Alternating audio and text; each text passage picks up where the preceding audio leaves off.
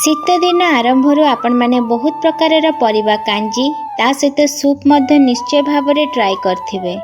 But मु आज आपण मान पई गोटे डिफरेंट फ्लेवर आ गोटे यूनिक स्टाइल रो रेसिपी नहीं आछि जोटा कि आपण मान को बहुत ही टेस्ट लागिबो।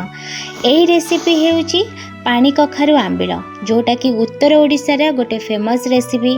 प्रायतः अरंधारे ये रेसिपी निश्चय बना जाई थाए कारण एटा होची मेन रेसिपी।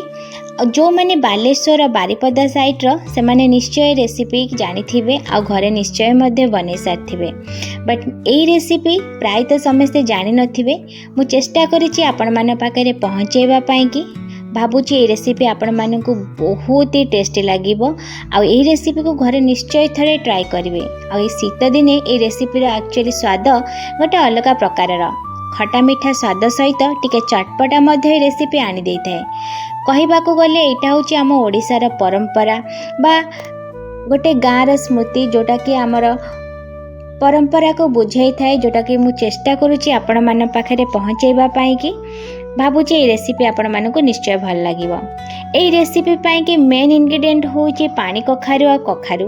बेसी किछि इंग्रेडिएंट दरकार होई न थाए। ता सहित एठी मु किछि कटा ओ मध्य नै जाईची। पानी कखारु आ कखारु को सेम मेजरमेंट हिसाब रे नै जिवे आ काटिए मध्य सेम स्टाइल रो जोटा कि कुक करिया पई कि इजी हबो। एबे चलते फटाफट भाव में गोटे कढ़ई को गरम करनबा। ता सहित एठी मु 2 बड़ चम्मच रिफाइन ऑयल यूज करछि। तेल टिके गरम हो गला परे एबे सेथिरे तेजपत्र आ सुखिला लंका को पकई दबा। सुखिला लंका टिके भाजी हो गला परे पंच फुटण को पकई दबा। ता सहित काटिकी रखिथिबा पानी कखारु आ कखारु को पकई दबा।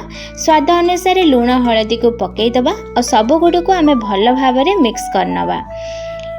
एई टाइम रे गैस रो फ्लेम को मीडियम ही रखिबे, बेसी हाई रखिबेनी नले तळु लागि जिबार चांस थाए।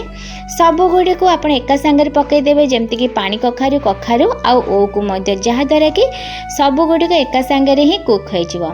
ता सहित एठी मु 1.5 ग्लास मापर पानी यूज करछि। एबे गैस रो फ्लेम को हाई रखिबा आ यहा को हमें 15-20 मिनिट सिजिया पई कि छाडी दबा। एठी देखि पारथिए पानी कखारु कखारु एठी हमर 80% सिजी आसलानी ओ मध्य सिजी आसलानी। एही टाइम रे एठी मु फाळे नडिया को कोरिकी रखितिली ताकू ऐड करनोची। नडिया कोरा द्वारा पानी कखारु आंबिलर टेस्ट एक्चुअली बहुत ही बढ़ी जाई थे आ बहुत ही भल मध्य लगी थाए।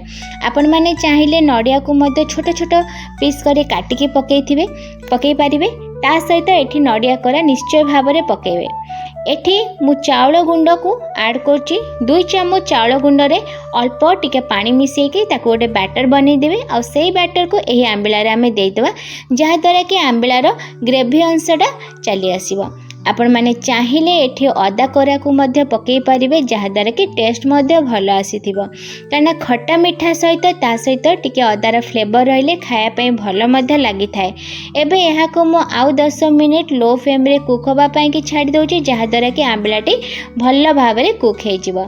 एबे लास्ट को एठी मु चीनी ऐड करछि। चीनी मु एठी 4-5 चम्मच ऐड करछि। आपण मानन को जदी टिके अधिका मीठा पसंद ताले एठी आपण आउ गोटे चम्मच चीनी ऐड कर परबे नले आंबिलाटी एमती जस्ट हल्का मीठा थिबो खाया पे बहुत ही भल लगी थाए। एबे मीठा को बैलेंस करया पई कि एठी मु 1/4 मापर लूण ऐड करनी छी। आपण टेस्ट करिकी मध्य लूणर परिमाण को कम बेसी मध्य करि परिबे। एबे एथिरे मु जीरा लंका गुंड ऐड करनोची जहा द्वारा कि आंबिलार टेस्ट बहुत भल आसी थाए और टिके चटपटा मध्य आसी थाए। एहा को हमें आउ 2 मिनिट एमती कवर अप करिकी छाडी नबा। 2 मिनिट परे एहा को आपण एमती गरमा गरम सर्व करिए बहुत ही टेस्टी लागि थाए। आंबिला को आपण टिके ठंडा करिकी मध्य खाई परिबे सेटा मध्य आहुरी टेस्टी लागि थाए। जेमती चाहिबे आपण को अनुसार खाई परिबे।